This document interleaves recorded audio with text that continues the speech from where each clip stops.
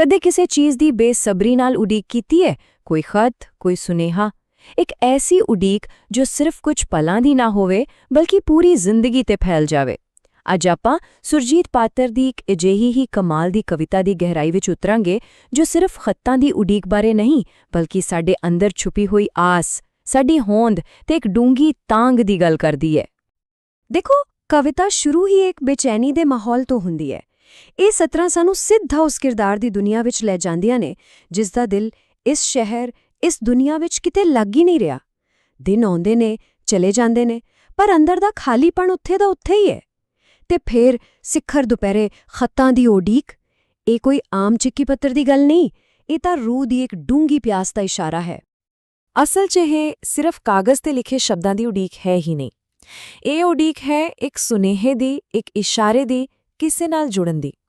ਤੇ ਜੇ ਸੋਚਿਆ ਜਾਵੇ ਤਾਂ ਇਹ ਇੱਕ ਅਜਿਹਾ ਅਹਿਸਾਸ ਹੈ, ਇੱਕ ਅਜਿਹਾ ਦਰਦ ਹੈ ਜੋ ਸਾਡੇ ਸਾਰਿਆਂ ਦੇ ਅੰਦਰ ਕਿਤੇ ਨਾ ਕਿਤੇ, ਕਦੇ ਨਾ ਕਦੇ ਜ਼ਰੂਰ ਹੁੰਦਾ ਹੈ।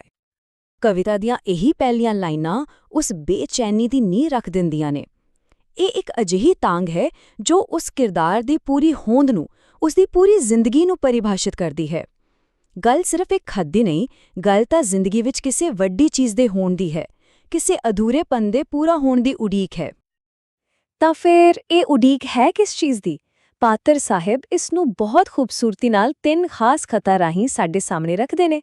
ਇਹ 3 ਖੱਤ ਅਸਲ ਵਿੱਚ 3 ਦੁਨਿਆਵੀ ਉਮੀਦਾਂ ਨੇ, ਉਹ ਸੁਪਨੇ ਜਿਨ੍ਹਾਂ ਦੇ ਸਹਾਰੇ ਉਹ ਕਿਰਦਾਰ ਆਪਣੀ ਜ਼ਿੰਦਗੀ ਕੱਟ ਰਿਹਾ ਹੈ। ਇਹ 3 ਖੱਤ ਦੇਖਿਆ ਜਾਵੇ ਤਾਂ ਸਾਡੀਆਂ ਸਭ ਤੋਂ ਬੁਨਿਆਦੀ ਇੱਛਾਵਾਂ ਹੀ ਨੇ, ਪਿਆਰ, ਪਰਿਵਾਰ ਤੇ ਆਪਣੇ ਕੰਮ ਲਈ ਮਾਨਤਾ।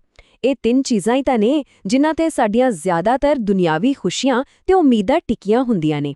ਚਲੋ ਇੱਕ-ਇੱਕ ਕਰਕੇ ਇਹਨਾਂ ਨੂੰ ਸਮਝਦੇ ਹਾਂ। ਵਾਹ, ਕਿੰਨਾ ਖੂਬਸੂਰਤ ਖਿਆਲ ਹੈ। ਇੱਕ ਪ੍ਰੇਮ ਪੱਤਰ, ਪਰ ਲਿਖਿਆ ਕਿਸਨੇ? ਧੁੱਪ ਨੇ, ਮਤਲਬ ਕੁਦਰਤ ਨੇ। ਇਹ ਇੱਕ ਅਜਿਹੇ ਰਿਸ਼ਤੇ ਦੀ ਤਾਂਘ ਹੈ ਜੋ ਬਿਲਕੁਲ ਕੁਦਰਤੀ ਹੋਵੇ, ਸ਼ੁੱਧ ਹੋਵੇ, ਜਿਸ ਵਿੱਚ ਕੋਈ ਬਨਾਵਟ ਨਾ ਹੋਵੇ। ਧੁੱਪ ਦਾ ਲਿਖਿਆ ਹੋਣਾ ਮਹਿੰਦੀ ਰੰਗੇ ਪੰਨੇ ਤੇ, ਇਸ ਵਿੱਚ ਇੱਕ ਬਹੁਤ ਹੀ ਨਿੱਘੀ ਤੇ ਸਹਿਜ ਸਾਂਝ ਦੀ ਕਲਪਨਾ ਛੁਪੀ ਹੋਈ ਹੈ। ਦੂਜਾ ਖੱਤ ਹੈ ਪਰਿਵਾਰ ਦਾ। ਇਹ ਸਤਰਾਂ ਪਰਿਵਾਰਿਕ ਸਾਂਝ ਦੀ ਡੂੰਘੀ ਭਾਵਨਾਤਮਕ ਅਹਿਮੀਅਤ ਨੂੰ ਦਰਸਾਉਂਦੀਆਂ ਨੇ।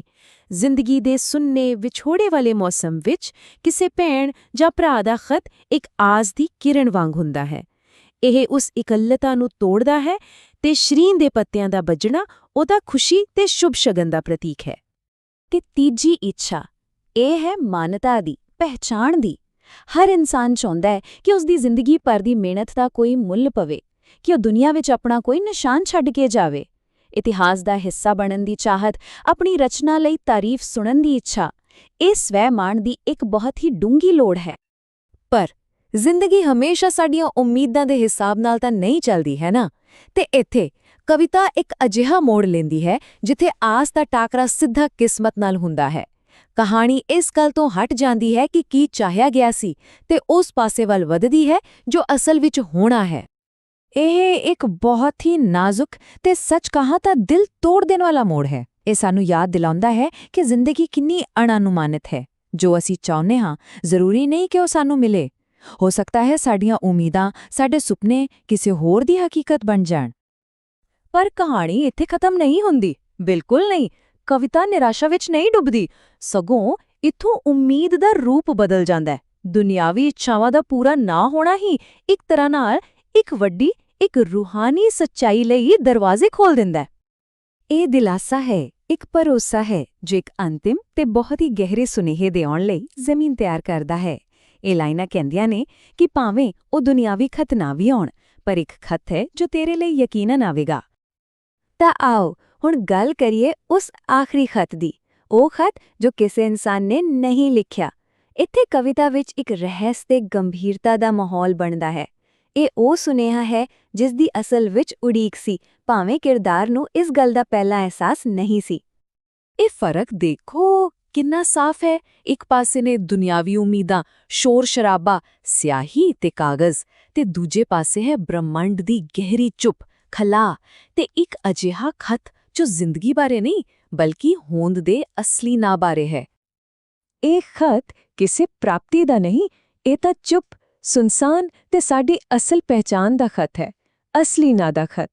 ਇਹ ਸਾਡੀ ਹੋਂਦ ਦੇ ਉਸ ਮੂਲ ਤੱਤ ਵੱਲ ਇਸ਼ਾਰਾ ਹੈ, ਸਾਡੀ ਆਤਮਾ ਦੀ ਪਹਿਚਾਨ ਵੱਲ, ਉਹ ਨਾਂ ਜੋ ਸਾਨੂੰ ਇਸ ਦੁਨੀਆ ਨੇ ਨਹੀਂ ਦਿੱਤਾ। ਤੇ ਇਹ ਹੈ ਕਵਿਤਾ ਦੀ ਸਿਖਰ। ਇੱਥੇ ਆ ਕੇ ਮੌਤ ਤੇ ਜਨਮ, ਅੰਤ ਤੇ ਸ਼ੁਰੂਆਤ ਇੱਕੋ ਸੱਚਾਈ ਦੇ ਦੋ ਵੱਖ-ਵੱਖ ਨਾਂ ਬਣ ਜਾਂਦੇ ਹਨ। ਜਿਸ ਨੂੰ ਦੁਨੀਆ ਕਬਰ ਦਾ ਖਤ ਯਾਨੀ ਕਿ ਅੰਤ ਕਹੇਗੀ, ਕਿਰਦਾਰ ਉਸ ਨੂੰ ਮਾਂ ਦਾ ਖਤ ਯਾਨੀ ਆਪਣੇ ਮੂਲ, ਆਪਣੀ ਸ਼ੁਰੂਆਤ ਵੱਲ ਵਾਪਸੀ ਕਹੇਗਾ। ਇੱਥੇ ਮਾਂ ਸ਼ਬਦ ਦਾ ਮਤਲਬ ਬਹੁਤ ਗਹਿਰਾ ਹੈ। ਇਹ ਸਿਰਫ ਜਨਮ ਦੇਣ ਵਾਲੀ ਮਾਂ ਨਹੀਂ, ਬਲਕਿ ਉਹ ਸਰੋਤ ਹੈ ਜਿੱਥੋਂ ਸਭ ਕੁਝ ਆਇਆ ਹੈ। ਧਰਤੀ ਮਾਂ, ਬ੍ਰਹਿਮੰਡ। ਇਹ ਖਤ ਇੱਕ ਅੰਤ ਨਹੀਂ, ਬਲਕਿ ਉਸੇ ਸਰੋਤ ਵਿੱਚ ਵਾਪਸ ਮਿਲ ਜਾਣ ਦਾ ਸੱਦਾ ਹੈ। ਜਨਮ ਤੇ ਮੌਤ ਦਾ ਚੱਕਰ ਇੱਥੇ ਪੂਰਾ ਹੁੰਦਾ ਹੈ। ਤਾਂ ਫਿਰ ਜਦੋਂ ਇਹ ਆਖਰੀ ਖਤ ਖੁੱਲਦਾ ਹੈ ਤਾਂ ਹੁੰਦਾ ਕੀ ਹੈ? ਇਹ ਕੋਈ ਬਾਹਰੀ ਘਟਨਾ ਨਹੀਂ, ਇਹ ਤਾਂ ਇੱਕ ਅੰਦਰੂਨੀ ਭੁਚਾਲ ਹੈ, ਇੱਕ ਅਜਿਹੀ ਕ੍ਰਾਂਤੀ ਜੋ ਸਭ ਕੁਝ ਬਦਲ ਦਿੰਦੀ ਹੈ। ਜਦੋਂ ਇਨਸਾਨ ਆਪਣੇ ਅਸਲੀ ਸੁਭਾਅ ਦਾ ਸਾਹਮਣਾ ਕਰਦਾ ਹੈ ਤਾਂ ਅੰਦਰ ਇੱਕ ਕੋਹਰਾਮ ਮਚਦਾ ਹੈ, ਇੱਕ ਹਲਚਲ, ਇੱਕ ਅਜੀਬ ਤੇ ਅਸਾਧਾਰਨ ਜੀ ਹਾਲਤ, ਪਰ ਉਸ ਦੇ ਅੰਤ ਵਿੱਚ ਇੱਕ ਡੂੰਘੀ ਸ਼ਾਂਤੀ ਹੁੰਦੀ ਹੈ। ਇਹ ਪੁਰਾਣੇ ਮੈਂ ਦਾ ਟੁੱਟਣਾ ਹੈ ਤਾਂ ਜੋ ਇੱਕ ਵੱਡੀ ਸੱਚਾਈ ਨਾਲ ਏਕਤਾ ਹੋ ਸਕੇ। ਤੇ ਇਸ ਕੋਹਰਾਮ ਤੋਂ ਬਾਅਦ ਸਭ ਖਤਮ, ਨਾ ਕੋਈ ਸ਼ਹਿਰ, ਨਾ ਕੋਈ ਦਿਨ-ਰਾਤ, ਸਭ ਤੋਂ ਵੱਡੀ ਗੱਲ, ਨਾ ਕੋਈ ਉਡੀਕ, ਕਿਉਂਕਿ ਤੂੰ ਤੇ ਤੇਰਾ ਦਾ ਅਹਿਸਾਸ ਹੀ ਮਿਟ ਗਿਆ ਹੈ। ਤੇ ਜਦੋਂ ਮੈਂ ਹੀ ਨਹੀਂ ਰਿਹਾ ਤਾਂ ਬੇਚੈਨੀ ਤੇ ਤਾਂਘ ਵੀ ਆਪਣੇ ਆਪ ਖਤਮ ਹੋ ਜਾਂਦੀ ਹੈ। ਇਹ ਗੱਲ ਸਮਝਣੀ ਬਹੁਤ ਜ਼ਰੂਰੀ ਹੈ ਕਿ ਇਹ ਕੋਈ ਨਿਰਾਸ਼ਾ ਵਾਲਾ ਅੰਤ ਨਹੀਂ, ਇਹ ਤਾਂ ਮੁਕਤੀ ਹੈ।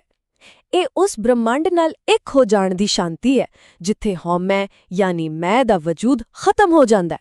ਸੋਚੋ, ਜਦੋਂ ਉਡੀਕ ਕਰਨ ਵਾਲਾ ਹੀ ਨਾ ਰਿਹਾ ਤਾਂ ਉਡੀਕ ਕਿਸ ਦੀ ਤੇ ਕਾਲੀ?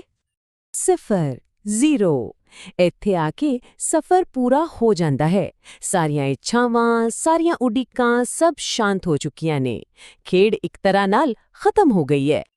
ਤੇ ਅਸੀਂ ਮੁੜ ਕੇ ਉੱਥੇ ਹੀ ਆ ਗਏ ਹਾਂ ਜਿੱਥੋਂ ਸ਼ੁਰੂ ਕੀਤਾ ਸੀ। ਪਰ ਹੁਣ ਇਹਨਾਂ ਇਹ ਸਤਰਾਂ ਦਾ ਮਤਲਬ ਬਹੁਤ ਗਹਿਰਾ ਹੋ ਗਿਆ ਹੈ।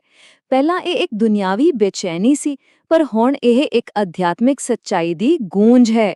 ਇਹ ਸਾਨੂੰ ਯਾਦ ਕਰਵਾਉਂਦੀ ਹੈ ਕਿ ਇਸ ਨਗਰੀ, ਇਸ ਦੁਨਿਆਵੀ ਹੋਂਦ ਵਿੱਚ ਰੂਹ ਕਦੇ ਵੀ ਪੂਰੀ ਤਰ੍ਹਾਂ ਨਾਲ ਸ਼ਾਂਤ ਨਹੀਂ ਹੋ ਸਕਦੀ। ਤਾਂ ਸਵਾਲ ਇਹ ਹੈ ਕਿ ਜਦੋਂ ਸਭ ਕੁਝ ਖਤਮ ਹੋ ਜਾਂਦਾ ਹੈ, ਉਡੀਕ ਕਰਨ ਵਾਲਾ ਸਭ ਕੁਝ, ਤਾਂ ਪਿੱਛੇ ਕੀ ਬਚਦਾ ਹੈ? ਇਹ ਸਵਾਲ ਸਾਨੂੰ ਸਵੈ, ਹੋਂਦ ਤੇ ਮੁਕਤੀ ਵਰਗੇ ਡੂੰਘੇ ਵਿਸ਼ਿਆਂ ਤੇ ਸੋਚਣ ਲਈ ਮਜਬੂਰ ਕਰਦਾ ਹੈ। ਸ਼ਾਇਦ ਜੋ ਬਚਦਾ ਹੈ ਉਹ ਉਡੀਕ ਤੋਂ ਵੀ ਪਹਿਲਾਂ ਵਾਲੀ ਸ਼ਾਂਤੀ ਹੈ, ਉਹੀ ਖਲਾ, ਉਹੀ ਚੁੱਪ ਜਿੱਥੋਂ ਹਰ ਚੀਜ਼ ਦੀ ਸ਼ੁਰੂਆਤ ਹੋਈ ਸੀ।